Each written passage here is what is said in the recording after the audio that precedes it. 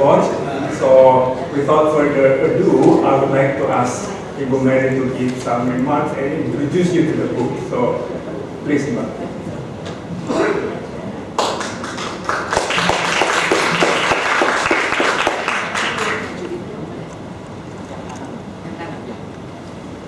Thank you very much. I know we are very short of time, but first of all, I wanted to thank, on behalf of my two editors, Arianto Baturu Aco and Dede, who can't be here. We of course want to thank Blaine Lewis and the team at the ANU Indonesia project and the continuing support of the ANU College of Asia Pacific, and of course GFAT for its continued support of not just the Indonesia Update series, but of the Indonesia project. This is volume 30 of the Indonesia Update series, believe it or not. Yeah? We started publishing in 1989, so this is number 30 in the series of the Indonesia Update series. And when we started thinking about this book, we were kind of still looking at it as a trade a book to look at Indonesian trade policy and where it should go, competitiveness, global value chain, that kind of discussion. This was before Trump. We started discussing this early 2016, I think, or even 2015. And then the whole world changed. And the title of our book changed, and the whole perspective of how we view globalization, nationalism, and sovereignty, of course, changed. So, in a way, it's a very timely book, and I don't know whether it's called Indonesia in the New World. So, Phillips, in his introduction, said maybe it should be New Indonesia in the New World. I don't know about that. As you will see from the book, that there's a lot of old and new in the way we see how Indonesia has progressed. Just very, very quickly, because I know we are short of time, just to put the book in context, and the following panelists, who are all, except for Nino, are all authors of the book, wrote papers in the book, and they will discuss their book. The fact that globalization is still increasing, despite what we think, although there are some hiccups at the end here.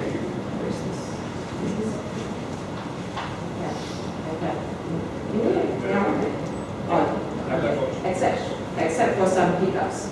And growth is picking up, as you heard from Sri Mulyani's speech just then.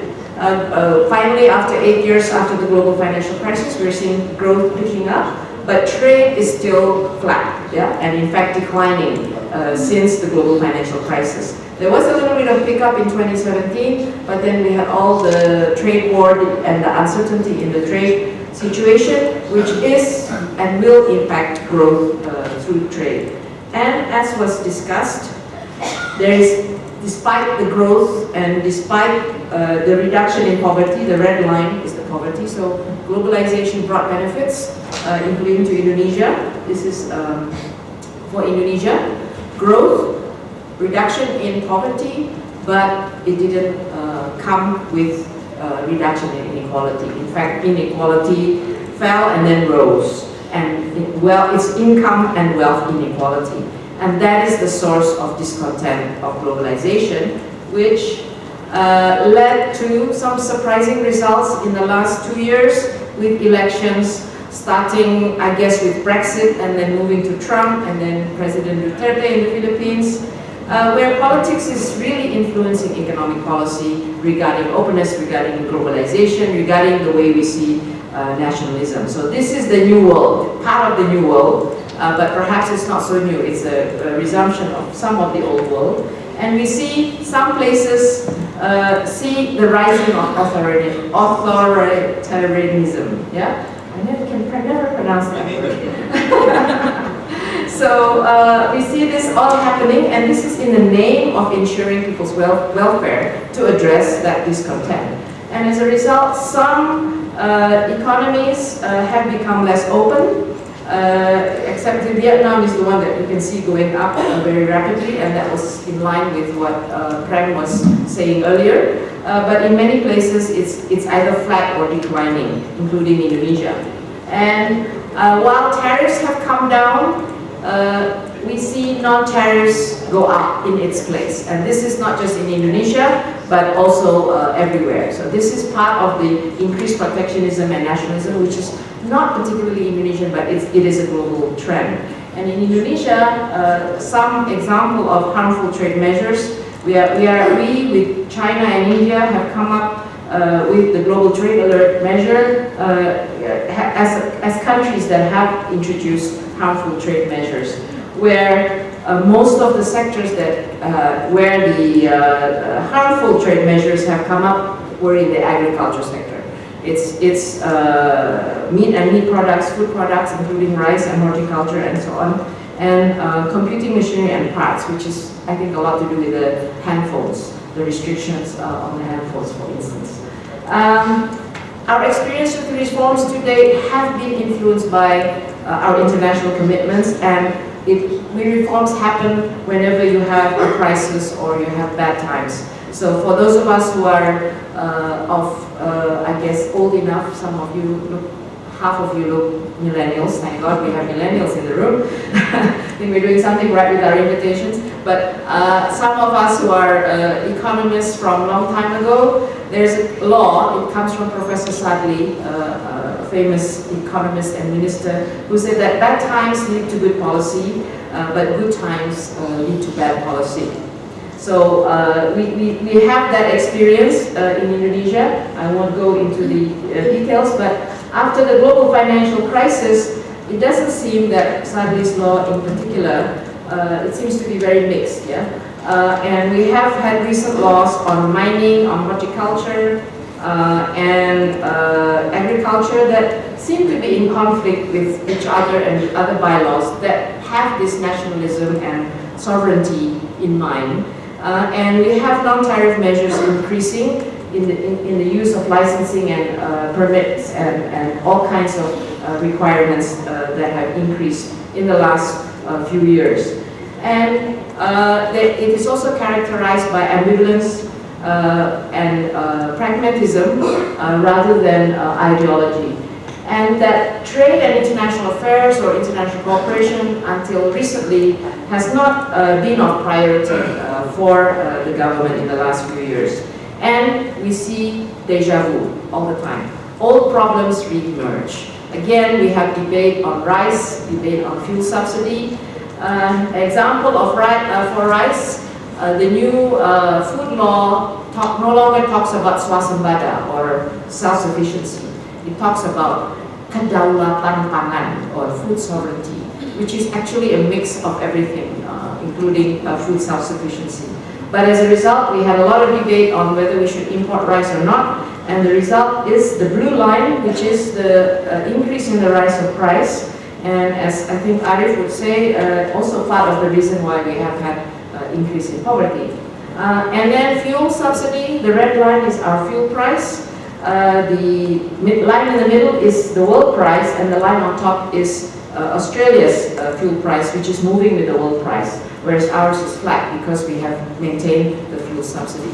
So that's the context that we are in, and I will just close with some highlights of the book. If you really want to know everything, then you have to buy the book and read it from cover to cover, right? And by the way, this book has received a lot of attention, as I think Philip mentioned, that because of the cover.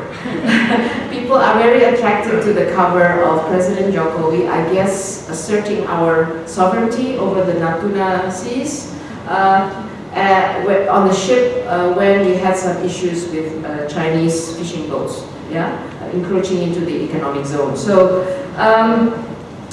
Just to give you some highlights, and some of the highlights will be elaborated by our chapter writers. I'll just pick a few because of time. That globalization and nationalism and sovereignty is not a new thing in Indonesia. It starts from historically, and it is big. You know, Anthony Reid's chapter is a really good read because it tells you how over different parts of history, Indonesia, even in colonial times, tried to control the country in terms of trade, blocking off or closing off and protecting your country using trade policy. It's impossible because we have 17,000 islands There are so many entry points. The moment you have discrepancy between the world price and the domestic price, guess what happens? Smuggling, right? So it's just impossible to do it, yeah? Because of the geographical nature of the country, but we keep on trying. So there's a lot of stories in there, and the new nationalism is not so new as Ed talks about, but the new nationalism that we have today is what he calls shallow and pragmatic. It's shallow in the sense that we don't have the left and right political parties based on ideology, talking about nationalism and so on. And all the nationalism is really about building popular support. And it's historical. It's about territorial rights, it's about economic and cultural roots. We just have to mention that Malaysia is going to take our batik or take our rendang. Boy, do you have a reaction. And the essence that that if you are in Indonesia and you have been part of many discourse on nationalism, it's always the conspiracy theory, right? It's always somebody, the foreigners are coming here and threatening us or taking us, influencing us, intervening us, and the preoccupation with national dignity, martabat bangsa. Yeah, this is a good read to know the history as well as where we are. Nationalism and sovereignty and foreign policy, I won't belabor because Shafia, Fifi will explain about our perspectives on South China Seas.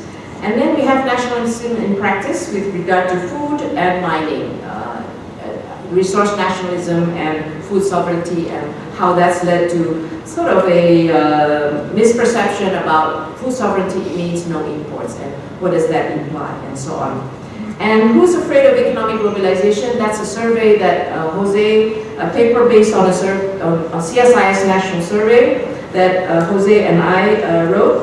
And it is about a survey of the Indonesian attitudes towards globalization. Because we wanted to know, how do people really feel?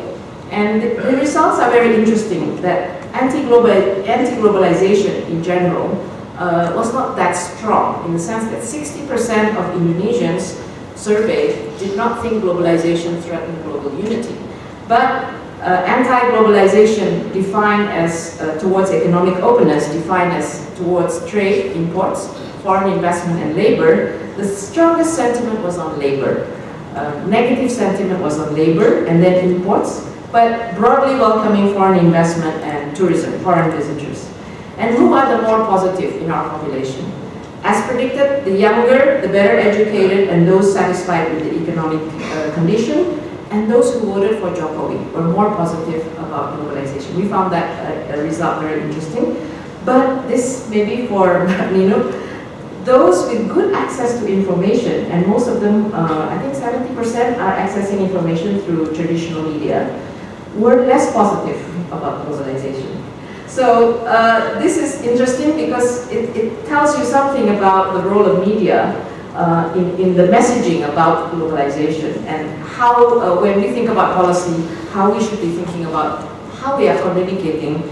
Seemingly, there may be some miscommunication or misperception that we need to deal with.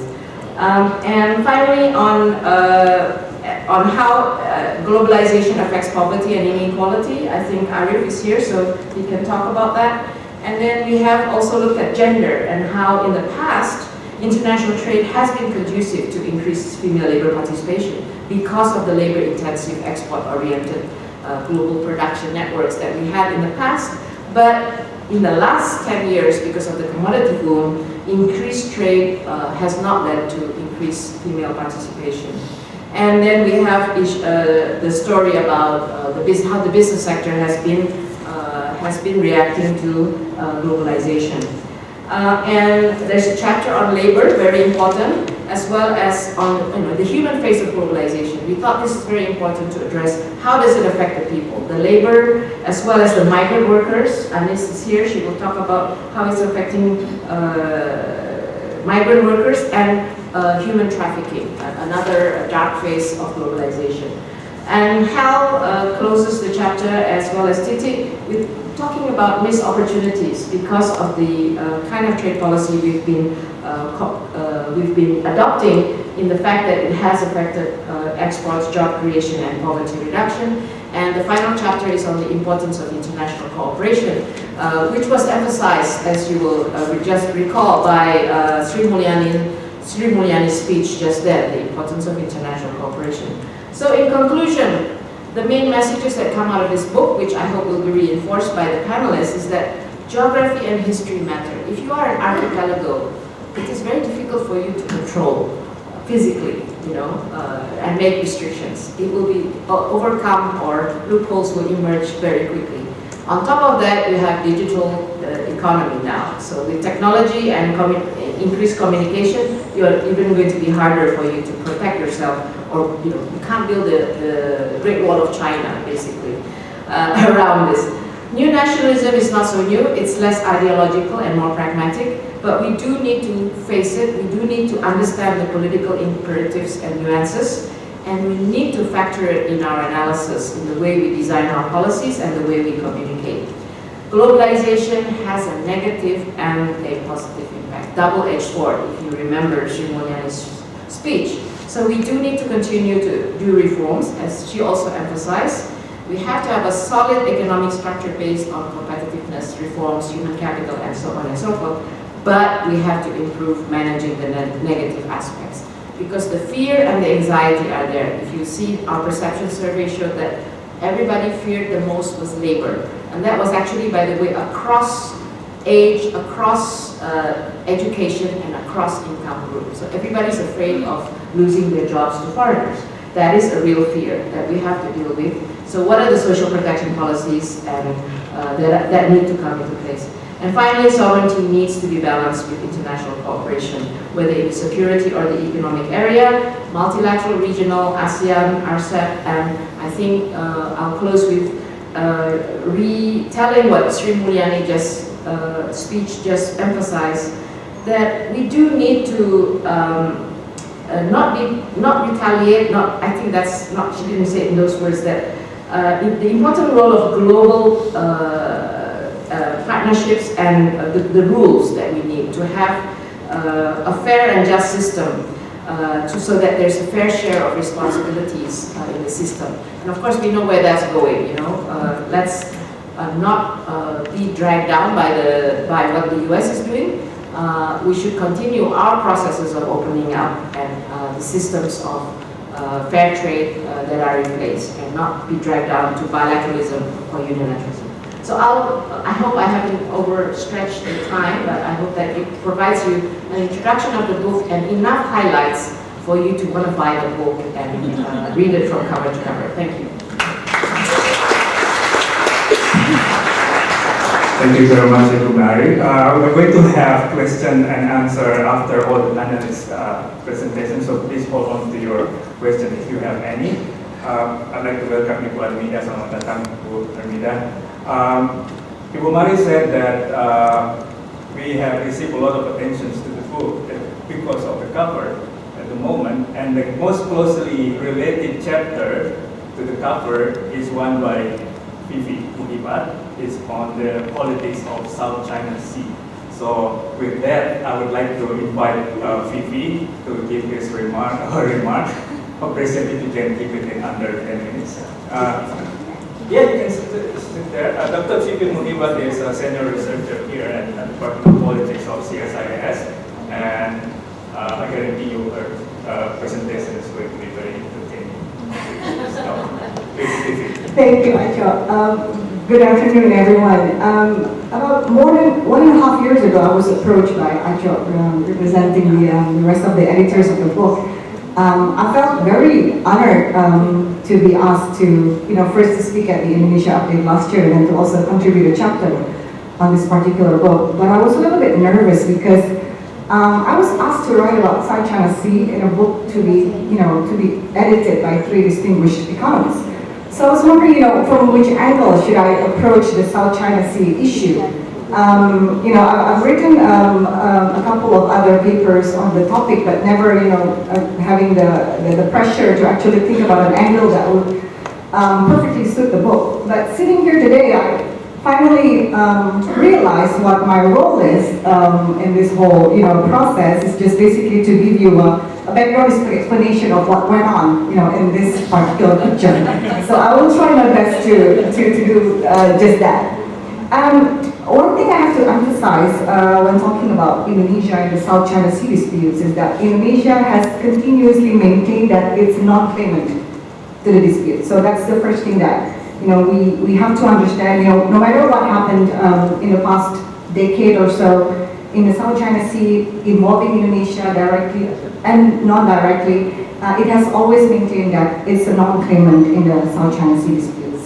So throughout history, if you look at, Ibu Mari explained earlier the chapter by Anthony Reid, for example, explains very clearly how Indonesia, since many years ago, views its outlook as an archipelago.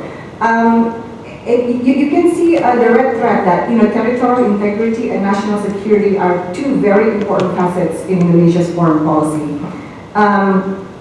We can see since you go back to 1957, there's the Juanda Declaration, for example, which also is related to what we call the Wawasan Nusantara, the archipelagic outlook. Throughout history, it's really clear that as an archipelagic state, national territorial integrity is very important for Indonesia, and it's related to that is of course the national security, because an archipelagic state is as open to intruders as it can be. But you see also throughout the years, from Sukarno era and from Suharto, and then now, I generalize the post-Suharto era, you can of course see different approaches to how Indonesia views this territorial integrity and national security. Sukarno was in a way very confrontational in his approach, which then shifted to Suharto, which was I quote from my chapter, he put a lot of emphasis on close bilateral and multilateral cooperation. So no matter what goes on with its neighboring states, whatever goes on in the region, he would put forward an emphasis on close bilateral and multilateral cooperation.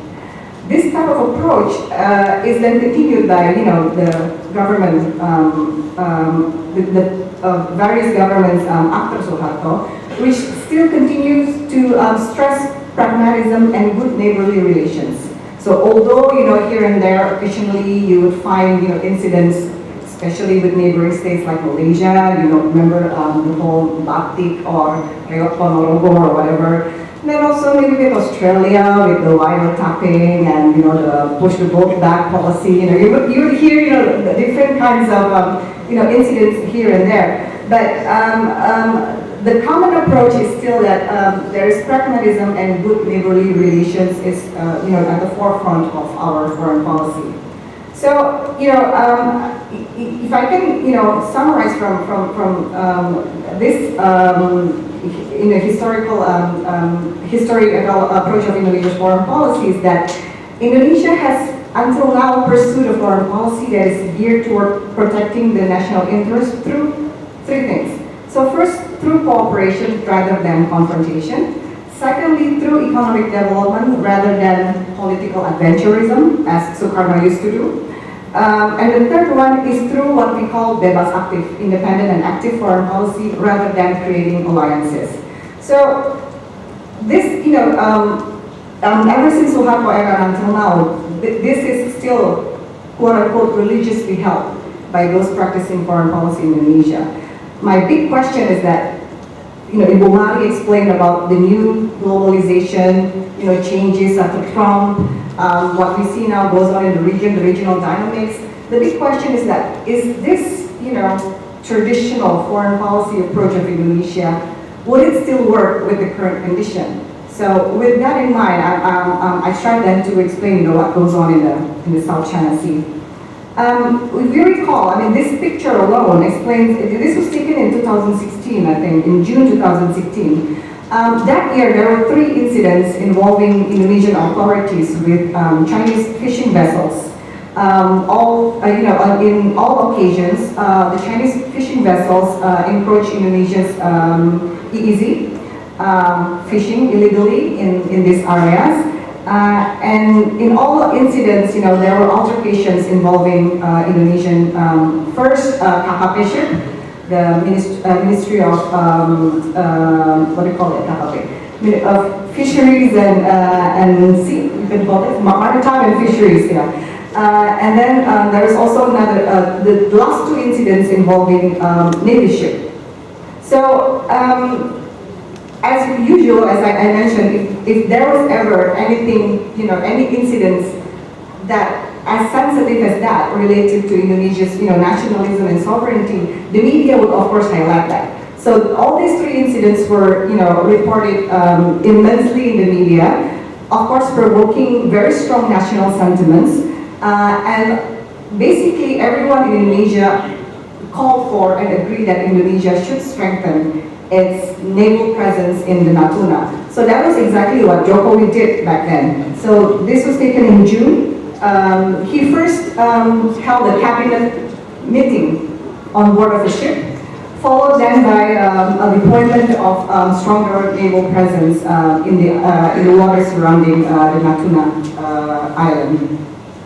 So if you just see this, if you just see what happens in this picture, if you see pictures of naval ships around the area, then you would think that okay, Indonesia is taking a stronger stance.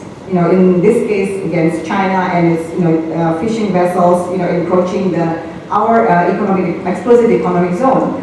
But actually, what's interesting about Indonesia and its policy towards South China Sea, it still cannot escape its traditional approach of this good neighborliness, approach to foreign policy.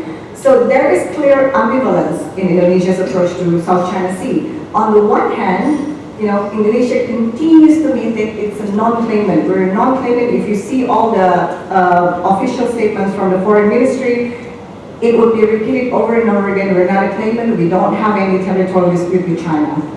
And at the same time continues to avoid any open conflict with China. And so far unfortunately has not played any leading role in the ASEAN-China negotiation process towards, for example, in the dispute management.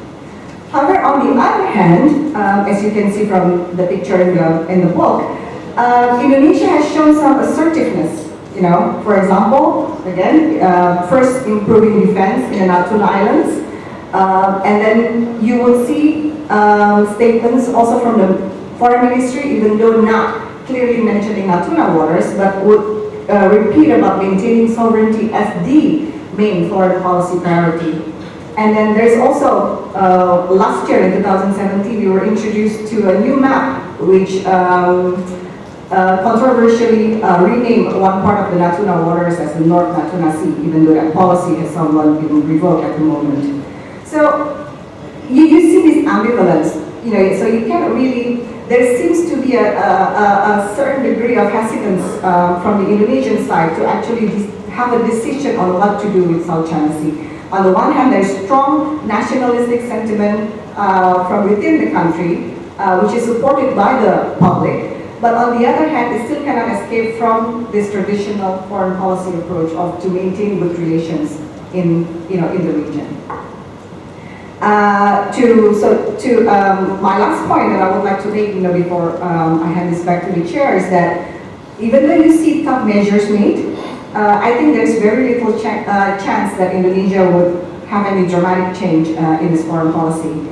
The freedom active in the foreign policy is, still maintained very well. Nothing is going to change that, and it will continue to pursue a foreign policy that, like I said in the beginning, is a foreign policy that is geared toward protecting national interests through cooperation instead of confrontation.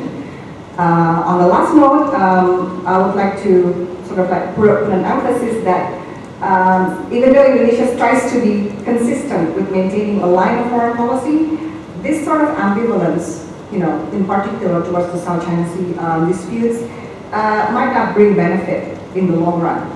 Because Indonesia, one way or the other, at the end of the day, must decide on what it wants to do in the South China Sea. You can't have a piece of this and that, a piece of assertiveness, but on the other hand, still maintains that we don't want open conflict, we don't want to be a claimant in the South China Sea.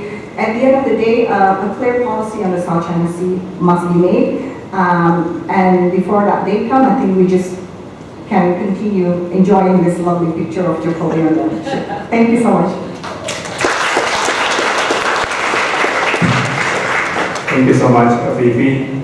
So from South China Sea, let's go back home, specifically focusing on Nusa Tenggara, and that is the research by Anis Hidayat on how people in Nusa Tenggara dealing with one of the international dimension of globalization, which is the rights to work overseas. Ibu Anis Hidayat is the executive director of Migrant Care, and recently has become international celebrity in the area of human rights. He's been speaking in so many international forums. So thank you again, Mbak Anis, for contributing to the book, and now the floor is yours. Thank you, Mas Ajo. To be honored for me, being one of the contributor in this chapter for this book. I'm also so nervous when Mas Ajo sending the email, soft reminder about the review. Sometimes I didn't open the computer after a week to taking a break to answer the comment and everything. But finally, I'm so happy that today this book launched at CSIS. The globalization in one side have the positive impact, but in the other side, for many people in Indonesia, in the migration context, I think migration also in one side have the many benefit for many people, improving the livelihood, but in another side, migration make many people facing a human right violation in every single step of migration, even before they are going abroad to overseas. Even still in the training house, they are already facing like in the like in detention. At least in the last 10 years, we are so familiar what happened with Indonesian migrant workers, especially women migrant workers, from newspaper, from I think Mbak Nino very often to raising the issue of migrant workers. How this community actually in one side being the hero remittance, pahlawan visa, that contributing more than 184 billion for Indonesia economy, but in another side, from day to day, we always see how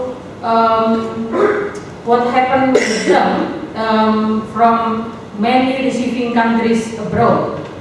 They're facing trafficking, they're facing exploitation, especially in the domestic worker sector, like in some receiving countries, in Saudi, for example, in Malaysia, our neighbor.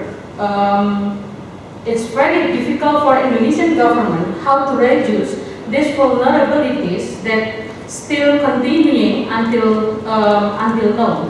Last year, yes, finally Indonesian government adopted the new regulation, National Law number 18/2017, about the reformation or revising the national law on migrant domestic workers that more protect than previous law. 10 years before, we already have the national law on migrant workers, but actually that law not protect migrant workers, but protect recruitment agencies. The previous law regulating how recruitment agencies should recruit people from village, how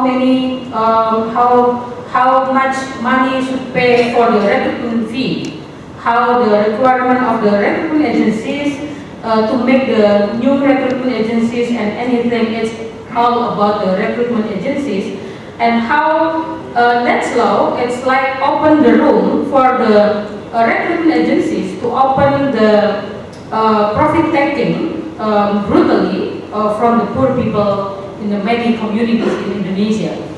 So we are so happy. Finally, last year we have the new one.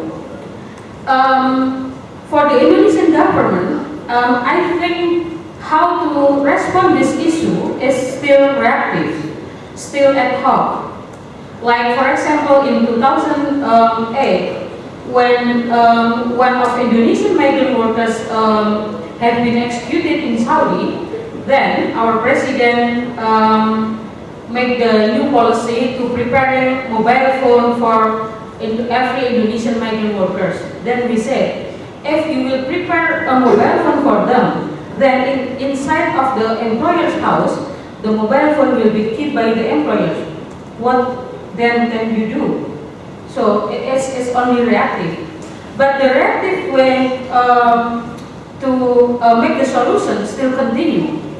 In 2015, I think Indonesian government also make the reactive policy with a moratorium to 19 Muslim countries in the Middle East. In one side, as a second countries, it's good politics to bargaining power, but in one side, it's like open the new way how to traffic people, because actually even Indonesian government banning people to going to some countries in the Middle East in the field, they are still going there, like to Saudi Arabia through Umrah pilgrimage visa. So it's easy how to being victim of trafficking for Indonesian migrant workers. To respond that, Migrant Care in collaborative with local government in 2014, starting the initiative we call Desbumi, a village for migrant worker services. We started in 18 villages in 4 provinces of Indonesia to develop the new initiative how to protect people that will going abroad overseas to work from the village. So village starting making the data about them, where they will be going, in which sector, what the background of the education and anything. So the village have the data about them. The village have the budget, how to manage the data. The village also have the providing the information about the safe migration, and also village preparing how to coordinate with the other national government if something happen with their citizen that's going abroad. So we starting in 2014 and until now there are already more than 50 villages have the same program.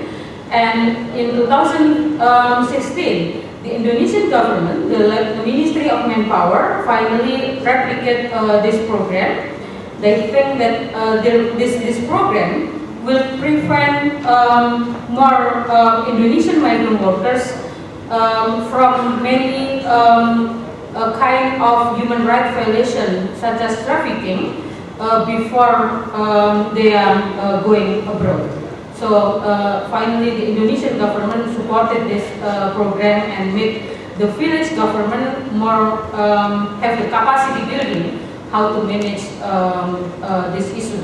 We hope this kind of this program will breaking the hegemony of the private sector that usually they are directly coming to the village, to the community, to recruiting people with very low skill, very low information, very low educational background, of course, and how also to empower the local government to have the role, how to responsible to protect their citizens before departing abroad, not before, after, not after they are facing a problem. So this we call Desbumi, Desa Peduli Buruh Migran. So I explore this thing in my chapter, more explorative. Thank you, Mas Acho, to helping me more, because you know the weakness of the NGOs like me is to writing more structural, like from academic standard. So I hope my chapter can help us to get another perspective if we see the globalization. Thank you. Thank you so much, Mbak Anis. One of the most contentious issues when it comes to globalization is its impact on poverty and inequality. And from Indonesia, there is no better person than Haryo to talk about this. And I was very glad that he agreed to write a chapter on this. Professor Haryo is economics professor at Universitas Pajajaran, also the main driver behind the SDG Center, Sustainable Development Goal Center at Unpad. He wrote this chapter with Professor Peter Ward, and yeah, I give the floor to right now. 10 minutes, sorry. Thank you.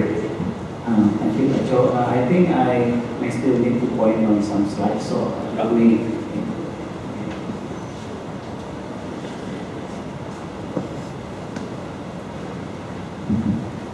Thank you again. Normally, I do not accept invitation to come to Jakarta on Monday and on Friday, because on Monday it's difficult to come here, stay 6 to 8 hours. On Friday I cannot come back. But this is special because first the CSIS is close friends, and second this is a project. I don't want to be anak Tuhan. So, okay, so let me highlight the chapters that Peter Ward and I wrote. And then, of course, again, you can read the whole chapter from page to the end of the page, the chapter. So let me highlight it so you can get a little bit, of the insights. So some of the concept of the story has been explained by Imani, so I'm not going to repeat that. But I want to emphasize 2 key facts about what happened in the Indonesian economy, in particular income distribution. First is that Indonesia has been slowing down in terms of the poverty reduction. Our growth elasticity to poverty, for example, in the decade of 2000s, has only been half of the growth elasticity of poverty during the 90s. Half.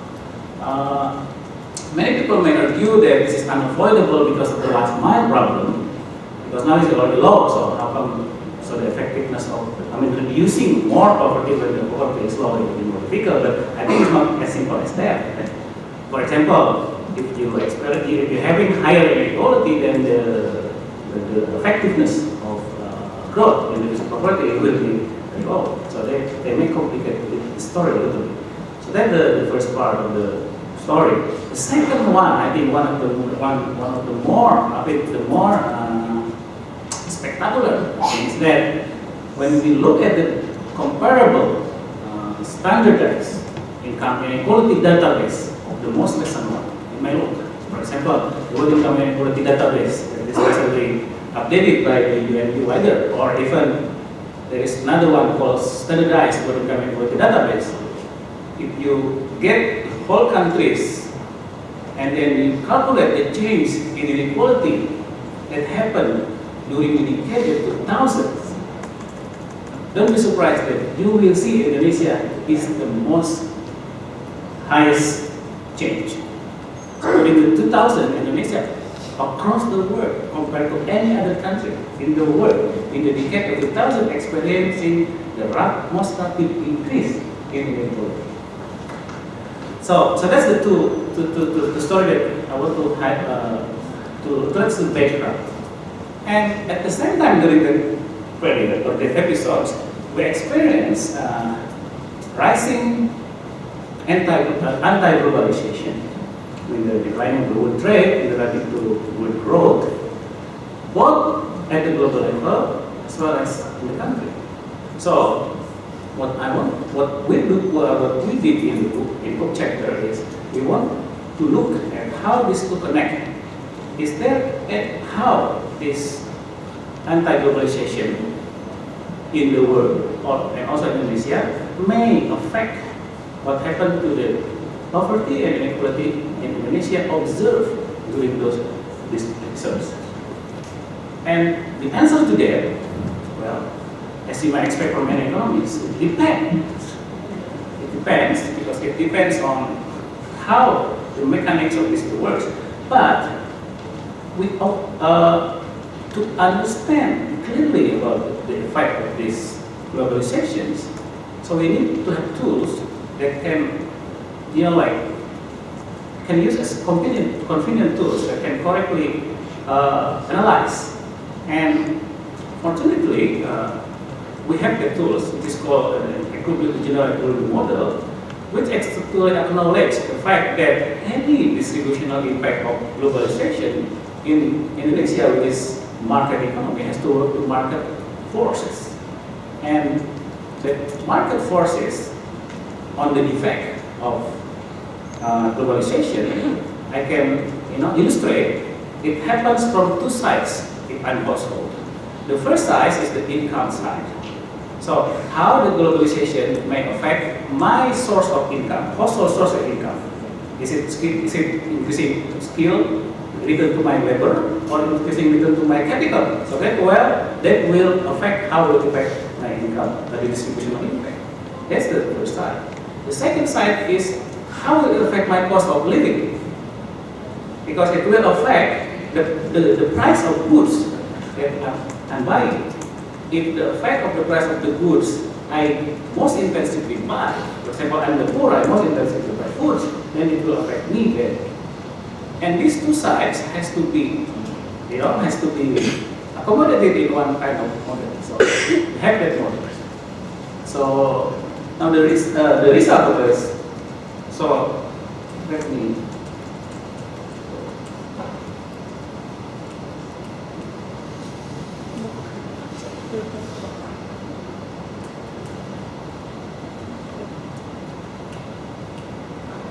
Okay. So this is the data that I use as a basis for one part of the story, which is the national protectionism in Indonesia. That we see here is the chapter, or the paper that wrote by Stephen Marks in 2017, which actually tell us how deep is the increase in the protection in Indonesia during since 2018. So it's quite large. So this is the nominal rate of protection. For food crops, for example, it has increased from around 12% to 13%. There are many things. But again, the impact will depend much on what product that we have. Because during that decade, the protection not only coming from import protections, but also from export restriction.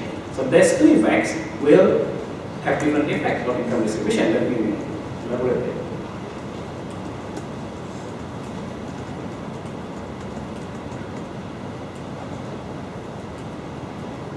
So this is, for example, the effect of protectionism of two different kinds. Yeah? The first one is the in terms of food imported foods that happened during that period. And the second one is the restriction of mineral export. Of course, you might expect that in terms of the return to factory production, that eventually will have effect on inequality, that this benefit, for example, agricultural labor here, but will doesn't have any favorable effect to other kind of return, factor returns. However, if it's about restriction on mineral export, people who get hurt most is land or capital owner, but labor may benefit. So again, it depends. And so what is the real impact, the net impact of this scenario? Okay? So, sorry.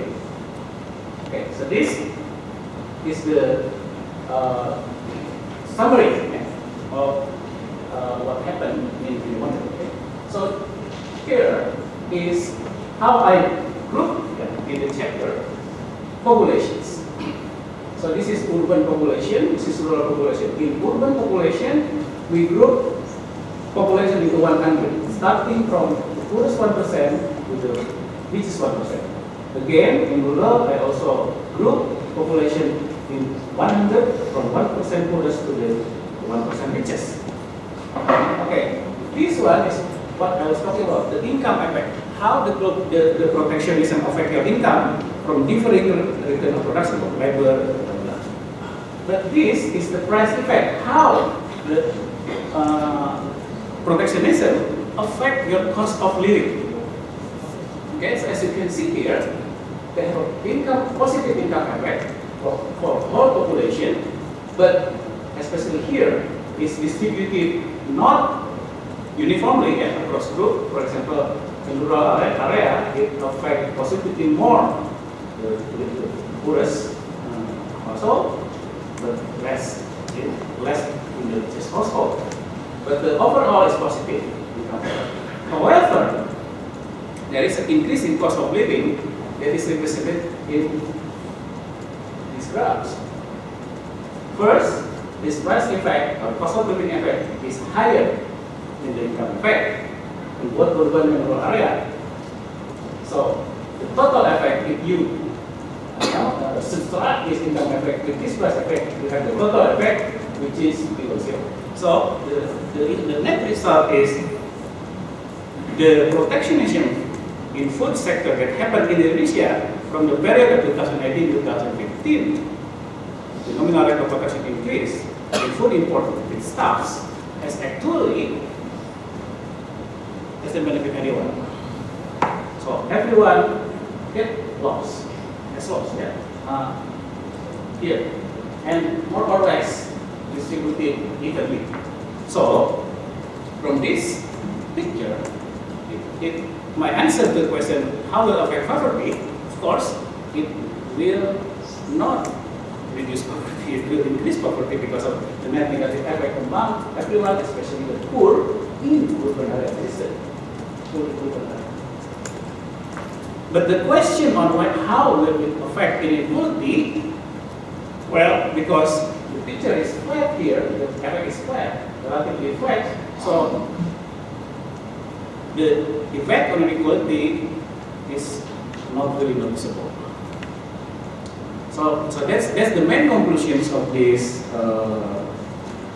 this chapter. Yeah. And there is another highlight, which is how big is the impact.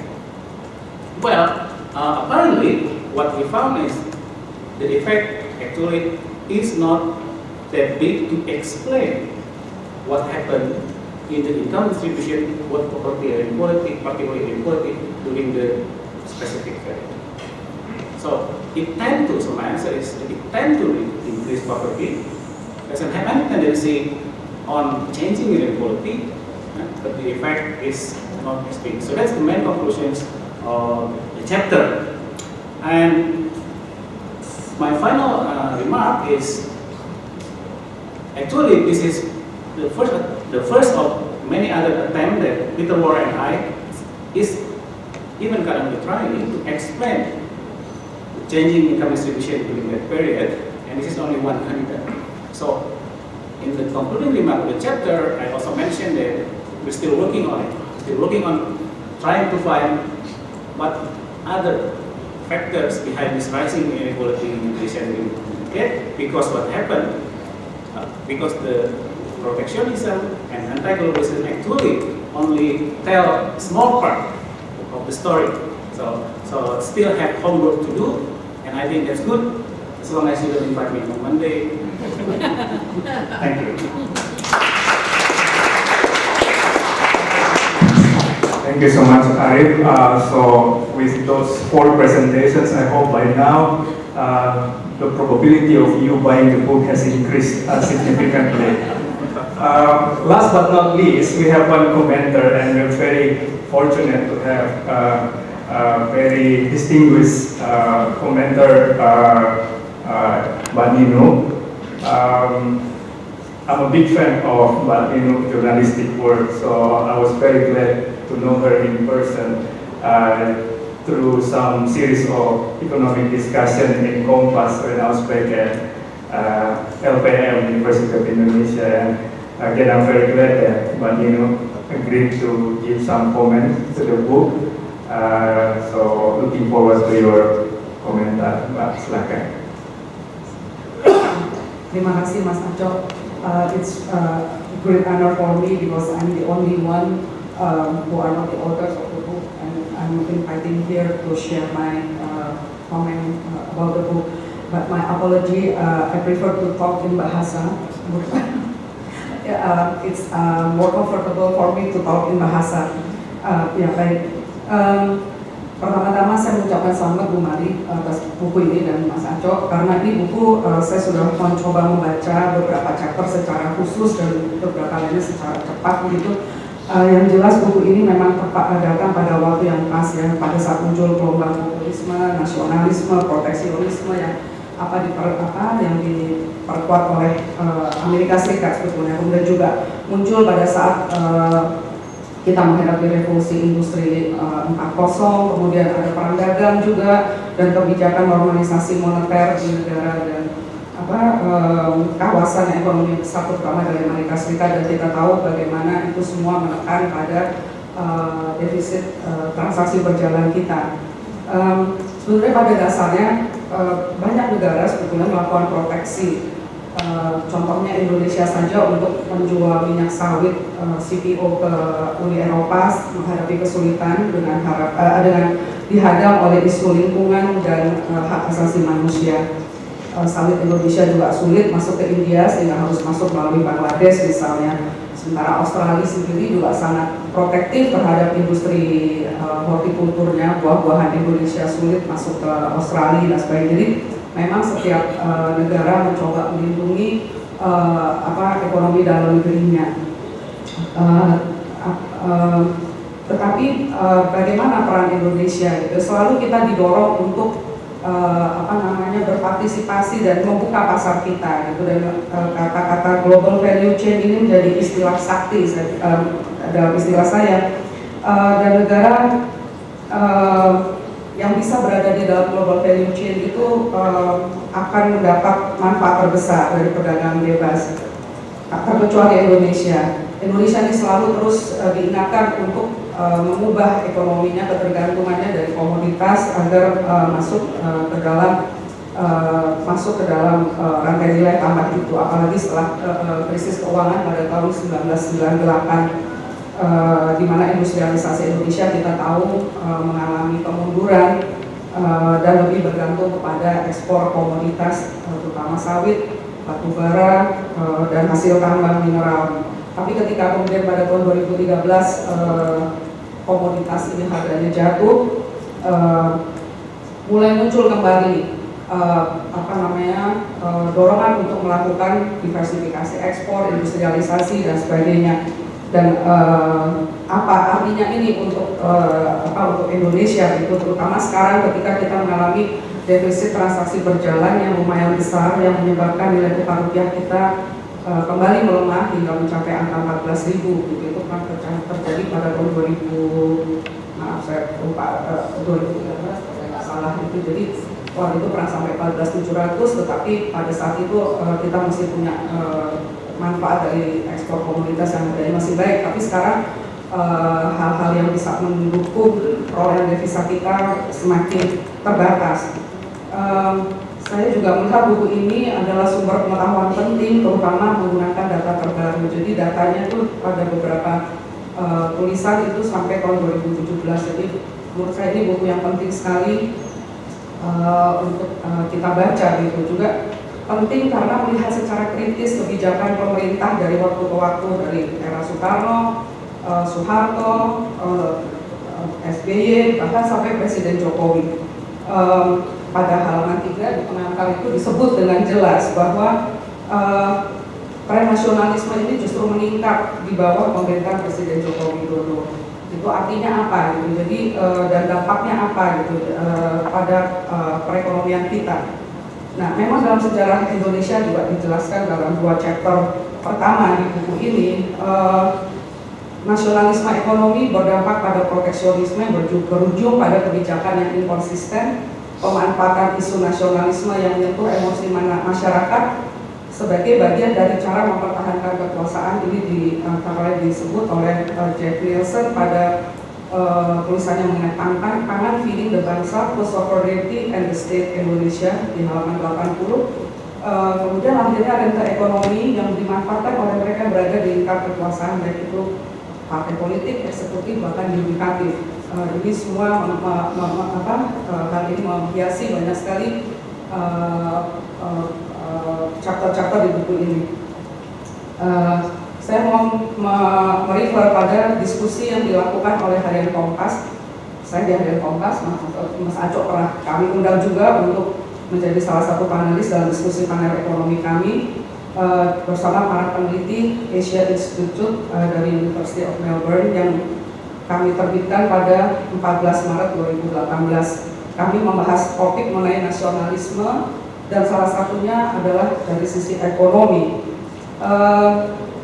Kesimpulan dari hasil diskusi ini menarik, terutama ketika membahas nasionalisme itu digunakan para elit di parpol dan eksekutif untuk menarik suara atau simpati masyarakat. Pendekatan nasionalisme juga digunakan untuk memberi landasan atau alasan pada pilihan keputusan yang dilakukan oleh pemerintah. Nah, diskusi kami itu menyepakati bahwa nasionalisme yang menguat kembali di Indonesia disebabkan oleh 4 hal. Pertama, kepentingan pribadi atau kelompok elit politik yang berkelindan dengan individu atau kelompok bisnis, dan meningkatnya kemampuan elit lokal, kelompok bisnis dan parpol ini untuk bekerja sendiri tanpa mitra asing. Jadi mereka merasa sudah lebih mampu sehingga tidak memerlukan mitra asing dan mereka membuat proteksi begitu. Kedua, sistem demokrasi membuat elit politik memanfaatkan isu nasionalisme karena itu yang disukai rakyat, lebih mudah dijual, lebih gampang dibeli oleh masyarakat. Ketiga, pandangan elit politik bahwa ekonomi Indonesia harus menuju ekonomi bernilai tambah tinggi, itu akhirnya memberi semacam privilege gitu atau kekuasaan pada negara untuk melakukan intervensi, dan dengan dia melakukan intervensi dia mendapatkan manfaat. Jadi misalnya pada contoh pangan gitu ya, ketika dia mengatur misalnya menggunakan bulog, itu membuat rakyat secara konkret merasakan bahwa negara membantu mereka ketika memberikan subsidi untuk orang miskin misalnya, itu memberi perasaan pada rakyat, oh ya negara atau pemerintah atau orang-orang di pemerintah itu sudah berbuat baik, sudah menolong mereka. Jadi ini 3. Kemudian yang keempat, mobilisasi politik dan hukum yang didorong tidak puasan atas ketimpangan kemakmuran selama 2 dekade terakhir. Yang keempat ini barangkali memang salah satu kesimpulan yang dimunculkan di dalam buku ini seperti ditulis oleh Bu Mari Panesto dan Mas Acok dan Mas Dede. Yang menarik kesimpulan lain dari diskusi ini adalah menguatnya nasionalisme ekonomi sejauh ini bukan karena instruksi oleh negara.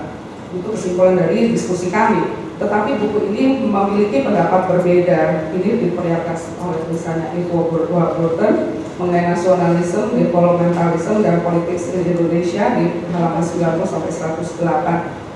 Terlihat sekali campur tangan negara pada proses pelarangan ekspor mineral mentah. Jadi negara itu melalui tadi sudah disebut oleh Bu Mari, peraturan undang-undang minerba itu mengatur bagaimana mineral itu harus diperlakukan, harus diolah, kemudian berganti lagi, harus diolah lagi, dan sebagainya.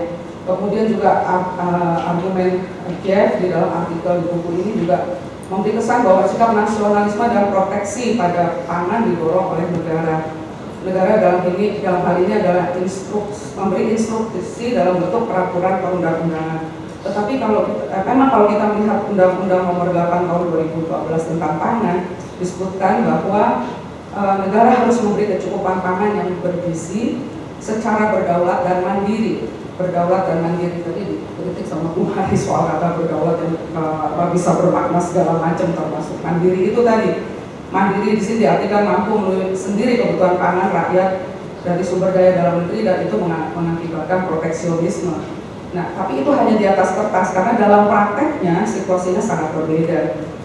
Kita melihat bagaimana beras yang sangat diproteksi oleh pemerintah, bahkan disubsidi habis-habisan, sampai mengalahkan komoditas lain, misalnya tebu itu program swasembada gula yang dicanangkan 2019 itu harus ngalah karena dananya dipakai untuk memproduksi beras misalnya. Tahun ini kita malah impor dan kita nggak pernah nggak impor beras gitu. Tahun ini impornya mungkin yang tercatat kalau nggak disebutkan di media sudah 1 juta ton, mungkin akan mencapai 1,5 juta ton. Kemudian juga impor sapi, memang dilarang, sapinya dilarang, tapi kita mengimpor daging kerbau diimpor gitu loh. Jadi tujuan untuk menolong petani sapi supaya dia bisa berkembang, supaya ternaknya tumbuh dan sebagainya, itu diakahkan dengan impor daging kerbau gitu. Jadi ambivalensi ini, dan saya juga nggak paham kenapa ngotot sekali untuk swasembada sapi, bukan daging sapi loh, sapi hidupnya gitu. Kemudian impor garam juga dilakukan besar-besaran gitu ya, bukannya membantu petani garam untuk bisa dengan teknologi tepat guna lah yang sederhana untuk meningkatkan kualitas produksi mereka, tetapi malah memilih untuk impor garam dengan 1001 alasan. Kemudian juga gula mentah, raw sugar, ini kan harusnya hanya untuk gula rafinasi untuk industri makanan minuman gitu ya, yang tertutup siklusnya harusnya. Tapi kita bisa temukan gula rafinasi ini bocor, dan saya beberapa hari yang lalu diberitahu bahwa gula raw sugar ini juga dalam yang sudah diolah menjadi gula kristal itu bisa ditemukan di Alfamart dan seperti itu gitu. Nah ini kan bertolak belakang dengan tadi yang proteksionisme mandiri yang tadi undang-undang pangan mengatakan harus mandiri dan sebagainya, dan cita-cita untuk 2019 swasembada pangan. Begitu juga produk hortikultura impor, terutama buah-buahan dan bawang putih, itu bisa ditemui di desa-desa. Jadi kebijakannya itu ambivalen gitu, tidak jelas. Pada satu sisi kita akan mau proteksionis, tapi pada sisi lain juga bocor di mana-mana. Nah ini mungkin ini harus dipertajam sedikit ini Mas Anco. Jadi untuk memperlihatkan bahwa ambivalensi ini dalam prakteknya tuh terjadi ambivalensi. Kemudian hal yang menarik lain dari buku ini adalah temuan Mas Arief tadi yang sudah dipresentasikan bahwa Mas Arief dan Pak Peter ini menghipotesiskan bahwa sikap anti globalisasi berdampak pada melambatnya penurunan jumlah orang miskin dan meningkatkan ketimpangan kemakmuran di Indonesia. Keduanya sampai pada kesimpulan bahwa sikap anti globalisasi tidak menguntungkan untuk penurunan angka kemiskinan dan ketimpangan kemakmuran. Tetapi ternyata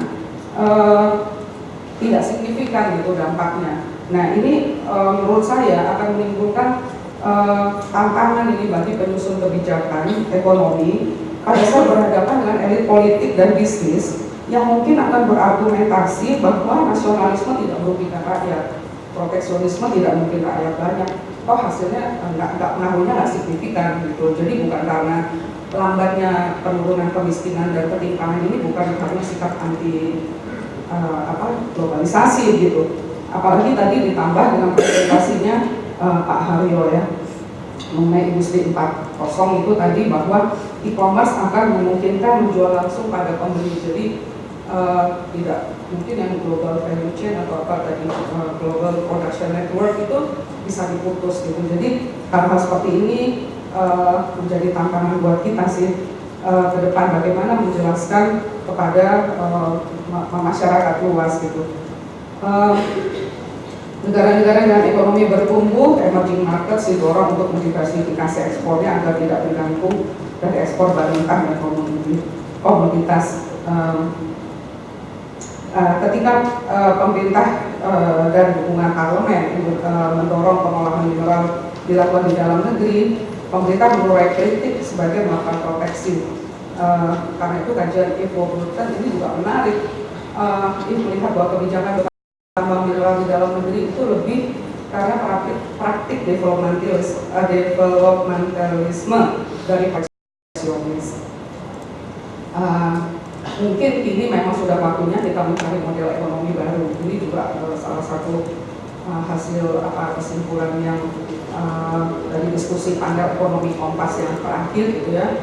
untuk mengurangi ketergantungan dari konsumsi dalam negeri sebagai mesin pertumbuhan dan mencari mendorong ekspor dan sebagainya dengan mendiversifikasi ekspor itu. Tetapi tadi juga ada tantangan bahwa jangan-jangan kalau masuk global value chain itu sudah mature gitu, terus jadi di mana peluang Indonesia?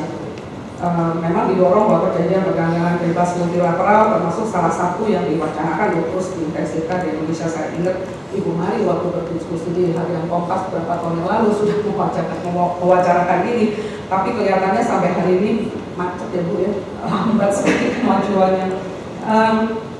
Nah, menurut saya tantangan bersama kita adalah bagaimana memanfaatkan demokrasi untuk meningkatkan kemakmuran secara adil dan membantu mereka yang kalah. Jadi kata adil, membantu mereka yang kalah akibat globalisasi dan perdagangan bebas untuk mendapat manfaat dari globalisasi. Ini saya rasa kata kunci yang penting. Ini disimpulkan oleh Mas Yose Rizal dan Bu Mari ya, dalam Who is Afraid of Economic Openness. Mereka yang berpendidikan tinggi dan berusia lebih muda cenderung lebih terbuka terhadap impor dan investasi asing, walaupun mereka berpandangan negatif pada pekerja asing. Individu yang memiliki akses informasi baik cenderung kurang mendukung pada impor investasi asing dan pekerja asing. Tadi Bu Mari menyebut barangkali ini peran media. Nanti saya akan mencoba merespon tentang ini.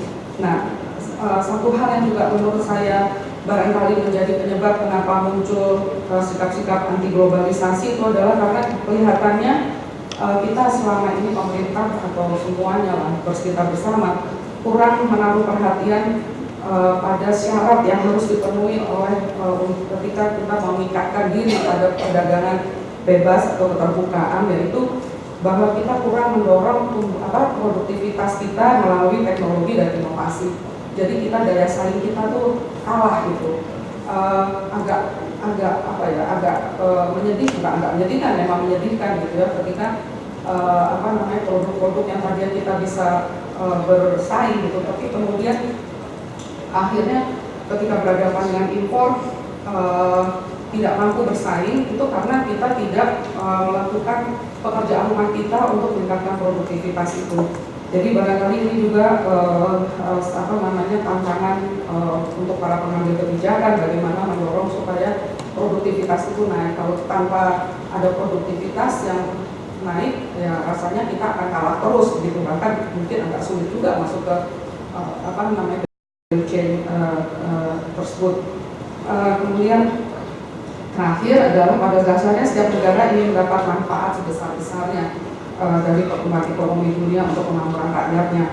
Namun perkembangan belakangan ini memperlihatkan hal tersebut tidak dapat dilakukan sendiri-sendiri oleh tiap negara karena sebetulnya kemarahan terhadap inequality ini kan terjadi di mana-mana. Ada yang bentuknya ekstrim, mungkin melahirkan teroris, ada yang bentuknya seperti yang terjadi di Inggris, kemudian di Italia dan tentu saja Amerika. Dan mungkin Indonesia sekarang ini dengan jargon-jargon anti pekerja asing gitu ya. Nah, tapi saya rasa ini ada pikiran liar aja gitu, ada bahwa negara-negara itu sebetulnya harus saling berbagi rezeki, meminjam apa yang dilakukan oleh Gojek atau Airbnb. Negara-negara juga harus mengembangkan yang namanya ekonomi berbagi. Nah, saya belum punya bayangan bagaimana sih antar negara itu melakukan ekonomi berbagi gitu. Tapi kan Airbnb, Gojek, Grab dan sebagainya itu sudah menunjukkan ekonomi berbagi itu. Mungkin juga di dalam praktek-praktek itu ada yang jadi pemenang, ada yang kalah juga. Itu barangkali perlu kajian lebih jauh gitu. Tentang peran media, tadi Ibu Mari menanyakan sikap media tentang globalisasi, apakah memang media karena 70% dari responden penelitian surveinya CSIS itu adalah mendapatkan informasi tentang globalisasi melalui media, apakah media menyuarakan anti globalisasi untuk mencari popularitas atau sebagai penyebab utama dari sikap anti globalisasi.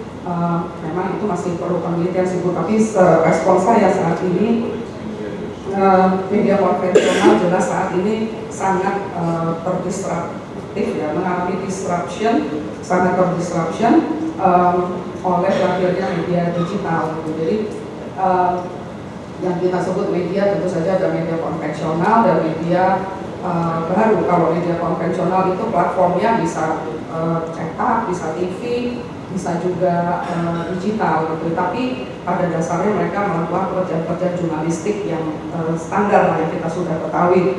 Nah, tapi ada juga media lain yang kita tahu yang bisa bentuknya berupa Facebook, Twitter, WhatsApp, Instagram, Telegram dan sebagainya, itu yang tidak tidak melalui suatu kontrol dari editor atau apa gitu, sehingga berita bisa menyebar dengan cepat bahkan tanpa perlu ada konfirmasi berita itu betul atau tidak, terus langsung menyebar. Jadi ini tampaknya yang menimbulkan sentimen negatif, terutama juga kalau saya perhatikan dari media-media sosial itu adalah ketika digunakan oleh tentu saja politisi atau kelompok-kelompok ya yang memang anti globalisasi atau ingin mencari popularitas, ingin mencari manfaat lah dari situasi-situasi perkembangan terakhir. Tapi menarik bahwa mungkin kita perlu membaca kembali tulisan Pak Edward Aspinall di halaman 48 itu, yang di sini disebutkan dengan jelas bahwa buku ini menarik sekali sih, semuanya bagus isinya. Dengan jelas disebutkan bahwa nasionalisme baru bisa dibaca sebagian adalah sebagai reaksi untuk mengubah reaksi atas ketidakpuasan pada globalisasi, tetapi dengan mencari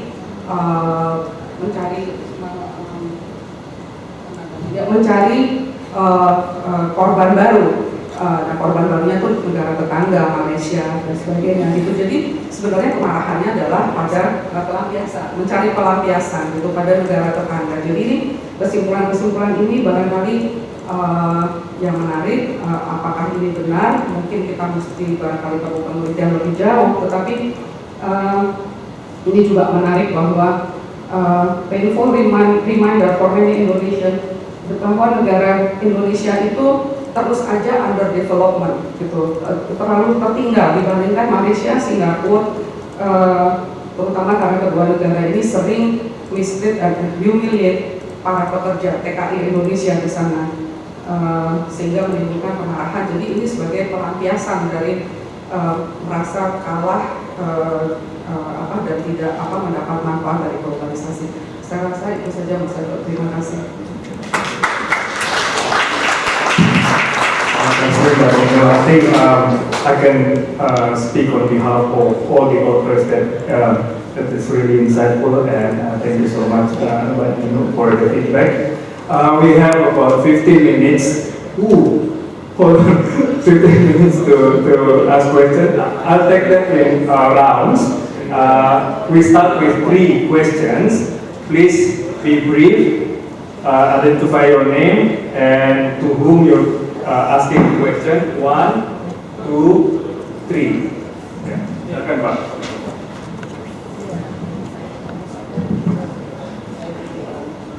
Thank you for the opportunity. I will focus the first question from the panelists, including the discussion, Mrs. Nunu. I have several questions that I will make it brief. For each panelist, I'm interested with the 2 panelists which talks about the globalization. One is about anti-globalization, one is about globalization itself. And I think the increasing of populism and political identity is everywhere. It's happening everywhere. But from all that what has been presented by the panelists including the discussion, I was wondering what actually needs to be prepared. Especially for the mentality to their citizen, because especially from this, keep saying repeatedly about how people use nationalism in favor of their political interests. So what actually can be done in regard to this? Because I think this is also happening in Indonesia. And also because there are also some of controversy while the policy and regulation looks like promoting local product, yeah. But in reality, we love import product, yeah. And I think import product, I think is. Can you go straight to your question? Yes. So my question is, which one actually we need to focus more from education, mentality, or lifestyle? Because some people here mention about the consumer, how the economy develop from the consumer, and then that's one question. And I also want to ask about from the international perspective, including about the South Sea China. I was wondering about. I'm sorry. Yeah. What bargain? I mean, when we want to negotiate with China, what we can use as bargain with them, because we cannot just maintain the status quo policy, right? While we want to maintain our good status with China, but we also have a brotherhood with our ASEAN countries, and that's already happening. For example, with case in Philippines where they bring it to the arbitration court. That's just another example. So what actually we can do with the negotiation? Do we have the thing that we can use for negotiation? Because if we don't have, then I think the negotiation will not bring anything for us. It will be just status quo. Okay. And then last, very quickly. Okay. To Ms. Lino, I'm interested about robotic journalism. How do you see about this issue of robotic journalism? Because actually this is already happening in Indonesia as well, and then this is of course will create another problem for the journalistic, for example, especially for the worker. Yeah, thank you. Okay, thank you very much. There's a second person. Bapak duluan tadi, maaf.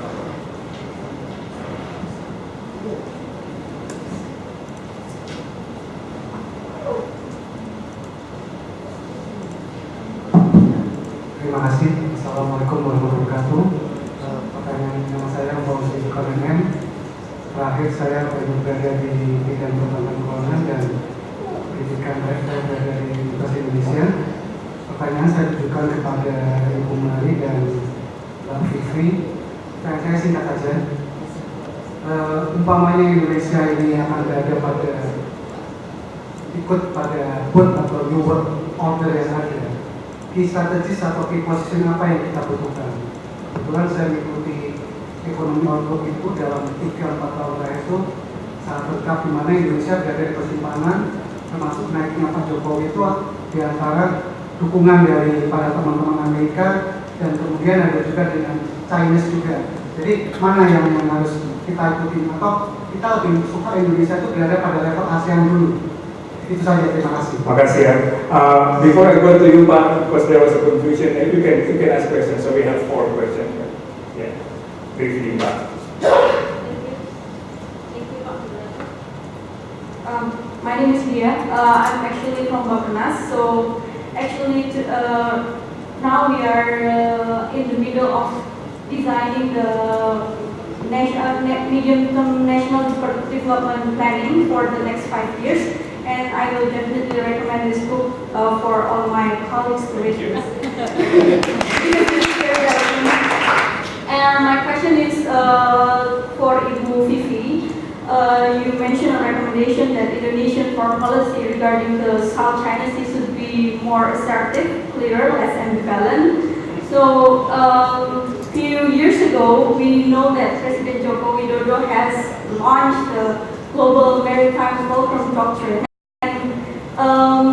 Do you see that this doctrine have the potential to guide the Indonesian foreign policy to be less ambivalent in the future, especially regarding the South China Sea? And who are the actors to play the role to transform the Indonesian farmers into be less ambivalent. Thank you very much. Thank you so much. Silakan Pak.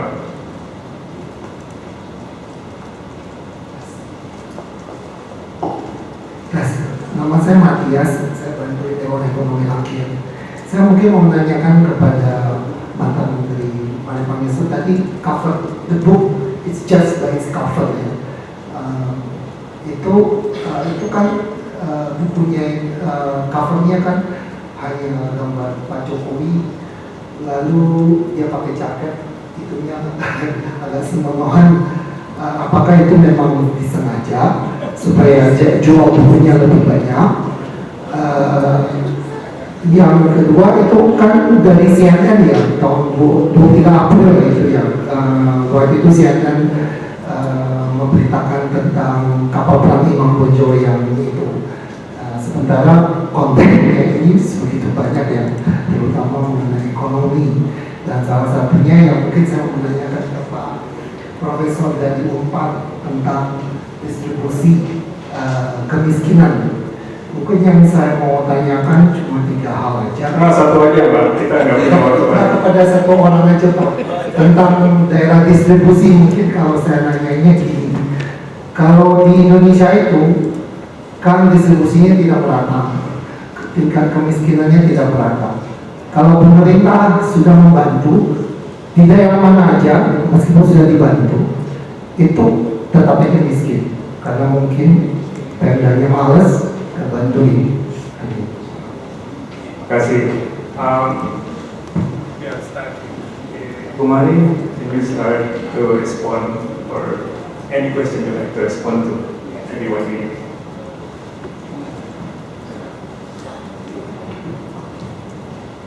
Tadi ada pertanyaan. There was a question on populism, nationalism. What type of nationalism? How can we change the kind of nationalism that we have? Is it education and mentality or lifestyle? I'd like to propose that we should have nationalism akal sehat. What do I mean by that? I don't know how to translate akal sehat. Makes sense, yeah. Yeah, of course we can talk about showing the evidence that a lot of the policies in the name of nationalism actually doesn't help us. But we can maybe, I took a look at Aspinall's paper again, and he talks about how the nationalism that we have seen is because of the lack of self-confidence and deep insecurities among both Indonesian elite and public about Indonesia, about our own achievement. Then we go and blame others, right? But you also pick up that point.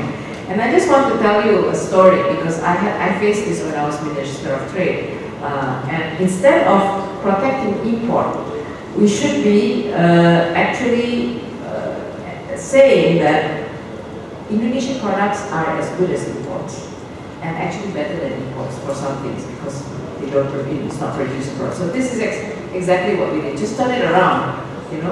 We were not confident, and we actually did a survey that showed that Indonesians felt that imported goods were better than Indonesian products. So we tried to debunk that.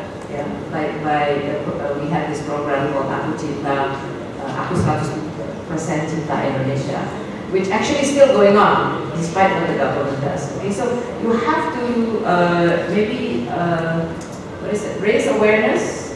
That's both education and mentality. Yeah? The mentality. Why should you think that the product is worse than imported product? You fight it. If it's not good, then you make it better, right? The quality and so on, productivity. And there are actually products which are better, right? You're all wearing batik, so that's better than wearing H&M shirt maybe, etc., etc. So this is, I think, to build. I do think building up confidence as at picked up is an important point. Why should and that takes time. So you have to advocate, just like you do in advertising. First of all, you debunk the myth. No, Indonesian product just as good or even better. Then you start wearing Indonesian product. Are you all wearing Indonesian product today? I'm wearing all Indonesian product. This is all Indonesian product, etc., etc. Then you advocate. Once you convert it, Then you become the one who this is branding, advertising, ilmu advertising. Yeah. Then you are so convinced about the Indonesian product, then you advocate. Right? So that's just nationalism, akal sehat ya. And be proud to be Indonesian, be proud to Indonesian product, etc. Thank you, Bu Mary. Pipi, there's a question on South China Sea, please. Sure.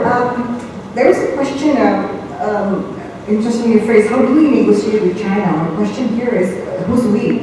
We as Indonesia, Indonesia per se, with regards to the South China Sea, we don't negotiate at all with China because we still maintain that we're in a non-claimant, so we don't negotiate with China.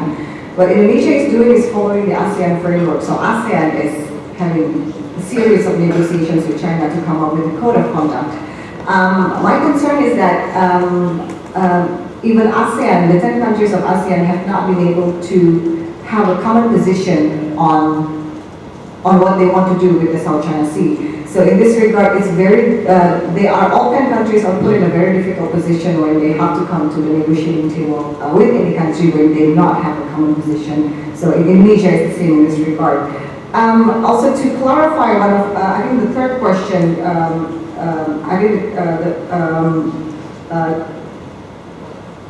there's a misunderstanding that it seems that I was suggesting for Indonesia to be more assertive in the South China Sea. That is not what I meant. I was trying to explain that Indonesia at the time being is still very ambivalent. So on the one hand, it's assertive. On the other hand, it's avoiding all conflicts with any countries. What I'm suggesting for Indonesia is to actually come up with a clear policy, be it one way or the other, but to have a clear policy what it wants to achieve in the South China Sea. Because the impacts of the disputes is pretty clear for Indonesia. You can relate to a lot of, based on the stability and security of the region, it has a lot of impacts on Indonesia. So the main point is for Indonesia to have a clear position on the South China Sea. Also another question on the global maritime fulcrum and foreign policy, that's a whole other discussion. But if you see at the moment, I understand Bapenas is currently working towards the next FKP. But if you look at the global maritime fulcrum at the moment, it's still very much inward looking. If you see the latest, the Indonesian ocean policy that was issued by the Kemenkominfo, I think last year, the foreign policy and international dimension of the policy document is very minimum compared to the domestic programs of President Jokowi at the moment related to maritime. So it's still very difficult to connect that to how Indonesia's foreign policy should be achieved in the future. Thank you, Vicky. Anis, any response? No? Arif? Okay. For the last question, I think your remark is a very relevant point in the context of the chapter. Why? Because you mentioned that you give the poor, the most poorest region, for example, support to reduce poverty, but they never get out of poverty. I think it reflects what's happening. It's getting more and more difficult now to get people out of poverty because the poverty reduction has been slowing down and slowing down. So it is relevant to the chapter and the conclusion because any policy, any actions, including how we respond to globalization, has to help these difficulties. So any policy that will not help in reducing poverty, we should be avoiding it. Not to mention policy that has a tendency, like the protectionism, to increase poverty. So that's the point. So we should avoid this. And the second one, I think, I have to add with the lyrics I forgot to mention in the slides. I forgot. It's very important point. I mentioned that there are no one better off from protectionism. Actually, I missed looking at some pictures. Actually, there is one that get benefit. Who? The 5%. I illustrate in the picture the 5% richest in urban areas. How? Because these are the people who get benefit from the rent of the non-tariff protection that the Indonesian government implement. So there are people who benefit. But in terms of this fairness, of course, this is something that also is important. So in terms of what poverty reduction is not good. In terms of the fairness, in terms of the how this protection, political economy is protected, it's always something that we have to be sensible, sensible policy. Thank you, Ari. But that journalism robotic.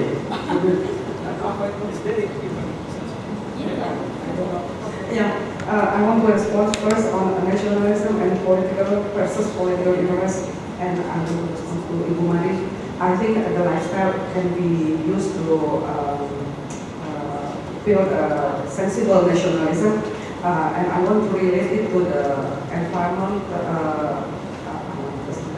kesadaran lingkungan. We talk about carbon pass, so we can promote that use your local, because if we use imported goods, then the carbon pass is so big, it's not good for our environment. It's one thing, but of course it is it needs promotion and more education for the people. And about the robotic journalism, we don't encompass, we don't believe on robotic journalism, because of course we cannot imagine how the robot can replace journalists, especially for the quality journalism.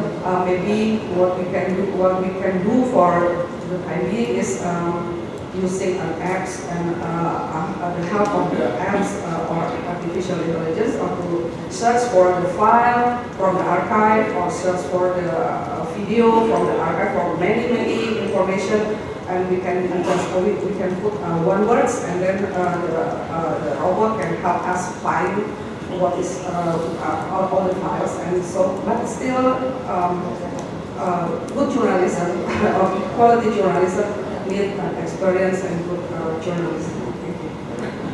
Thank you so much. I apologize, our time is up, but please join thanking all the speakers.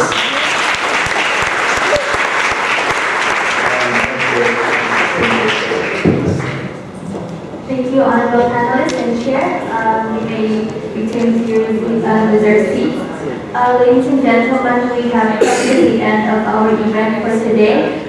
On behalf of the organizers, the AE Indonesian Project, and the CSIS, I would like to extend our deepest gratitude for everyone who has participated today at the Hadi Soesastro Lecture and one. Again, thank you so much for coming.